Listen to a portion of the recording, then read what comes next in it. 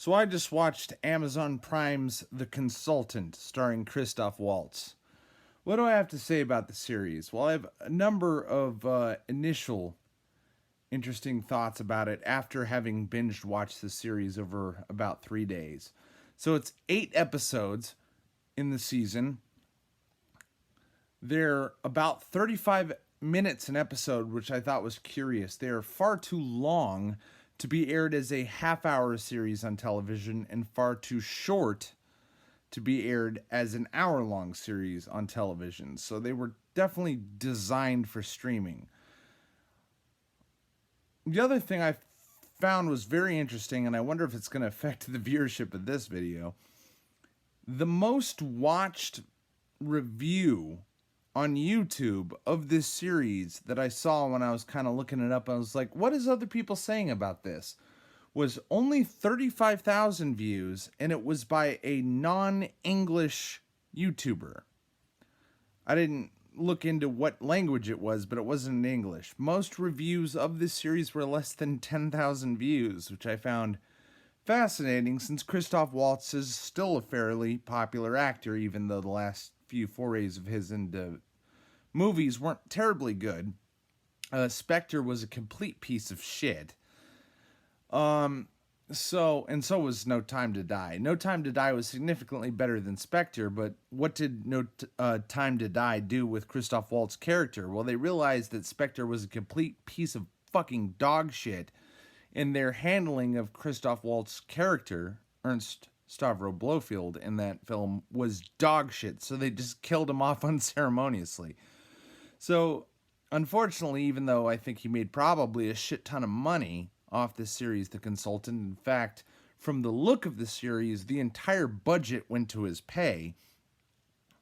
It was dog shit. Was Christoph Waltz any good in The Consultant? He was by far the best actor in The Consultant, but that was like saying if I collected all the dog turds off the sidewalk that I found while walking down the streets of, say, Los Angeles, where this was filmed, the driest one would, of course, be the best dog turd because it would be the easiest to pick up, and that driest dog turd would be Christoph Waltz's performance, as in he was better than everyone else and he was still complete shit. This series sucked ass. It sucked ass pretty fucking bad. The only good thing I have to say about it was shot very well. Whoever did the cinematography for The Consultant did a pretty good job with the very limited shit they were working with. One thing I definitely noticed that this series was very trying hard for was visual storytelling, trying to thematically tell things through foreshadowing, very extremely blatant foreshadowing. For instance, spoiler alert, Christoph Waltz's character is defeated, not killed, but defeated by him falling through a glass floor. And the series goes at great length through about 3 of the 8 episodes to explain that this man, for some reason, has a golden skeleton and therefore makes him very heavy and makes him bad at climbing stairs. And the bad at climbing stairs things happens on episode 1. Does it have any payoff? No. Does the fact that he has a golden skeleton have any payoff? No. Does the fact that he has a golden skeleton play into how he falls through a glass floor and is defeated but not killed? No. The main character who defeats him makes him fall through the glass floor by striking that floor with a fucking sledgehammer. Meaning the fact that this man can't climb stairs, and the fact that he's very heavy, and the fact that he falls through glass is utterly meaningless. And yet, we are shown every time he's walking through the glass floors of this environment that he works in, Compware, this meaningless software company that doesn't really play into thematically anything that's going on in the story either. We don't really know why he's taken over this shit other than he's probably some kind of demon, I guess, probably, or some sort of supernatural entity, I guess, probably, because he demonstrates the ability to control people's minds, just not the main characters of this show, I guess. But yeah, that's all that's going on with Christoph Waltz's character here. He has a gold skeleton for no reason. He's able to control people's minds for no reason. He takes over this company for no reason. He's very malicious to the employees that works in this company for no reason. His stated goal is to improve this company for no reason, and the way he does that is by making a cell phone game that is popular. I have the hiccups, I'm sorry. I've been drinking a lot tonight. It may be because this series is shit. It's so short it feels like a movie, but it's a series. It's 4 hours of shit. This series sets up a lot and pays off nothing. Regis Padoff actually doesn't kill anybody, as far as we can tell. The only character that dies over the course of this horror series is the guy who owns the company that Regis Padoff takes over, and that guy dies presumably because he signs a Faustian contract with Padoff, I guess, but he's shot by a kid. Does the show ever pay off how or why the kid shoots him? No. It's implied that the kid shoots him because he's addicted to mobile video games. Does that set up anything, pay off anything? Is that thematically part of this series? No, not at all. The main character of the show is this stoner guy who is a coder who helps make these mobile video games. He's not a likable character. He's not a heroic character. He's not a handsome character. He's not an interesting character. He's not funny. He's not charismatic. He just sort of exists and has it out for his boss. The other main character is this mixed race chick who worked as the assistant of the mobile game CEO who was killed in the episode 1. And she spends half the series being very interested in figuring out what is going on with Christoph Waltz's character, and the other half of the series working for him on purpose and doing whatever he tells her to, including debasing herself, demeaning herself, committing criminal acts, and prostituting herself literally to her ex-boyfriend whom she hates. And she neither gets any sort of retaliation on Padoff or on this boyfriend character who shows up in episode 7 of the 8 episode season 1. She doesn't really contribute much to the defeat of Christoph Waltz's character. She just sort of is there to motivate the slacker stoner main character who transitions from episode to episode, either being very driven towards defeating Christoph Waltz or not giving a shit. He is engaged to a religious, upstanding, and industrious woman, his fiance, who is kidnapped at some point by Christoph Waltz's character. Does Christoph Waltz's character kill her? No. Does he rape her? No. Does he do anything other than lock her in a basement? No. And when the main character stoner guy rescues his fiance, is she grateful to him? No. Her last scene is breaking up with him.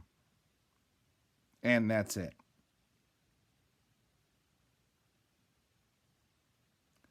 Does female character get anything out of this? For some reason that is 100% unexplained, she becomes the CEO of this business after Regis Padoff is defeated. Now, I have insinuated that Regis Padoff, Christoph Waltz's character, is like a demon, is a supernatural entity. Is he killed? No. Does any of the world know why he leaves this business? No, he's just a consultant and he leaves after the business has improved. Does anyone follow up on after the main character hits a floor with a sledgehammer, causing him to fall to his unconsciousness but not death?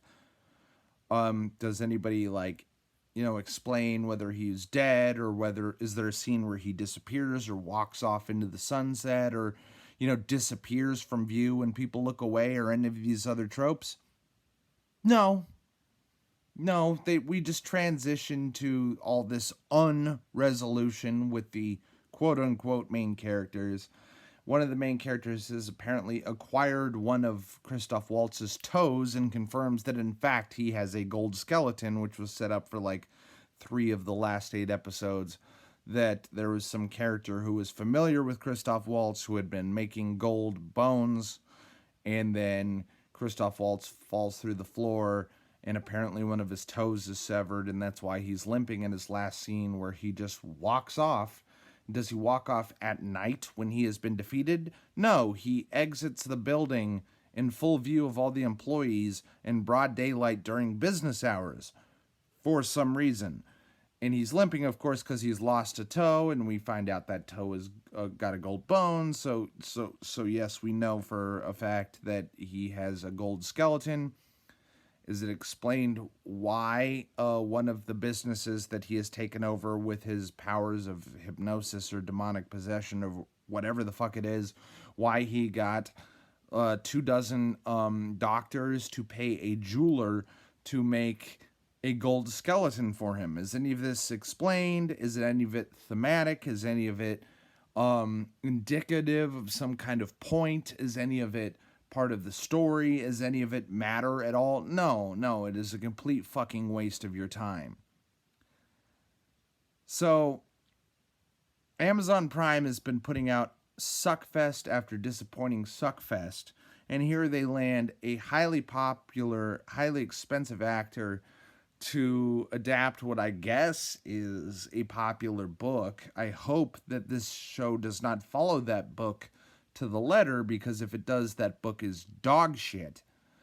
But alas, okay, so this book exists, and this film is based on that book, the series is based on this book, and the series is 8 35-minute episodes of a stoner and a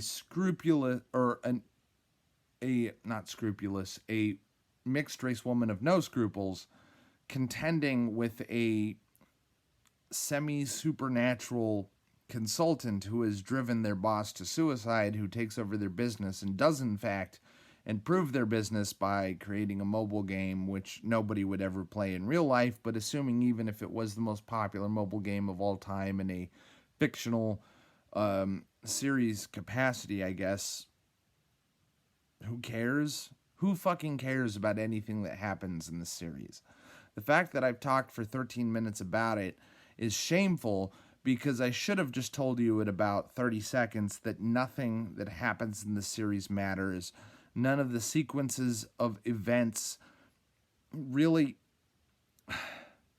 To make a critique of modern film and series as a whole, the worst thing that's happening with modern writing, and writing beyond directing, beyond cinematography, and beyond acting, as bad as those all are these days, writing is by far the biggest, just complete dog shit like catastrophe in the history of Western art, Western cinema, Western anything. Writing is dog shit these days. I don't know if it's the fault of the book or the fault of the people who adapted the book, but this consultant IP is retarded and makes no fucking sense. But the problem with most films these days is because they call it the and then style of writing. That there's not a consequential chain of events, but just something happens, and then something happens, and then something happens. But at least usually, like you've probably heard a bunch of film reviewers say the quip, and so the movie can happen, or so the plot can progress, to explain why these series of somewhat, difficult to understand events that don't really chain together move a plot along. I'm going to tell you, The Consultant does not have a plot. There is an and then structure of storytelling where nothing that occurs from episode to episode means anything. From the nightclub that the stoner character is brought to with Christoph Waltz's character. The mutilated chick they meet there that Christoph Waltz kidnaps for some reason and then escapes for some reason, and nothing comes of that. And none of the criminal activities that happen over the course of the series ever really affect anyone. None of the weird tests of scruples and morals and loyalty that Christoph Waltz's semi-demonic character puts on anybody advance his agenda, whatever the fuck it is. It's not really determined at all.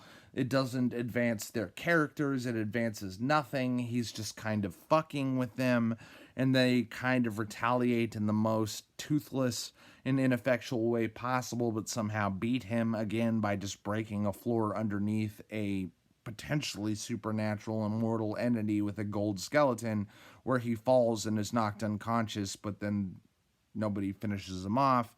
Nobody calls the cops. Nothing happens. He literally just walks out the door the next day somehow, even though he was defeated in the middle of the fucking night when nobody was there.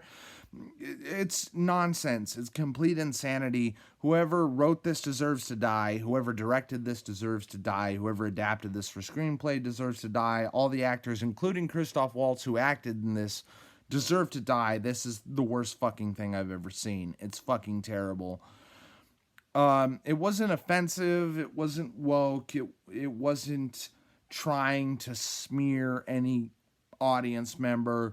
It wasn't political or anything. It was just the most completely meaningless piece of boring dog shit I've ever fucking seen. And even though there didn't seem to be any viciousness or ill intent in the production of this series, it was of such apocalyptically poor quality that I wish death and misfortune upon every single person involved. Whoever was holding the boom mic, the key grip, the producers, whoever edited this shit, just kill yourself. This was the worst fucking thing that's ever been put to television or streaming. You deserve to die. You should never work in Hollywood again. You should just fucking drown yourselves in your own bathtub and include a toaster just to make sure you don't puss out, electrocute yourself, just fucking die. I mean, oh my God, this was so bad. And the crazy thing was, because there was this J.J. Abrams style mystery box, what's the gold skeleton thing? Is Regis Padoff, Christoph Waltz's character, is he a demon? What sort of bargain is he striking? Is he going to morally corrupt any of the characters? All these kind of questions that come up in the first 4 episodes of the series, not a single one of them is paid off or really even paid any lip service to. Nothing really comes of this series at all. It was a complete free fucking waste of my time. I've never seen a more pointless series. I've seen a lot of bad series. I've seen a lot of series that don't achieve what they're trying to set off. I've seen a lot of series with botched political or social messaging. There was just none of this. I would have preferred that this film tried to convert me to communism and incestuous relationships and other forms of degeneracy or something, just so it had a fucking point. There was no fucking point to this. I can't believe I talked about it for 20 minutes, but it just offended me that much. I literally got drunk before I made this video because I was just so baffled and just so, I'm feeling so empty that I just wanted to sit down and have a half a pack of cigarettes and a 12-pack of beer and just sit there and think about something serene and calming and nice, because I felt so empty and soul-sucked by watching this complete free fucking piece of shit. Amazon Prime really needs to improve what they've done. Even series that I kind of liked of the last 3 years that they've put out have been guilty pleasures. Like, I'm a big fan of the Jack Reacher franchise, even the Tom Cruise films that kind of both get and don't get this character. And even though Reacher's kind of a piece of shit, it's at least true to the violent and focused nature of the books, that everybody kind of likes it, and I kind of liked it, even though writing-wise, directing-wise, editing-wise, pacing-wise, filmography-wise, Reacher is a piece of shit. The only nice thing I have to say about The Consultant is it was shot well and the set design was kind of nice. But those are Nothing if there is absolutely nothing else going on. It's a little shiny spray paint on a dog turd, basically. And not even particularly good spray paint, but the cheap shit from the dollar store. Now that's 20 minutes on quite possibly the worst series I've ever watched in my life, and I've watched some extremely bad series, and I can't stress enough to you that you shouldn't watch this at all. Write your local congressman, write your local hitman to kill these people. I mean, Jesus Christ. God help us. What a fucking piece of shit.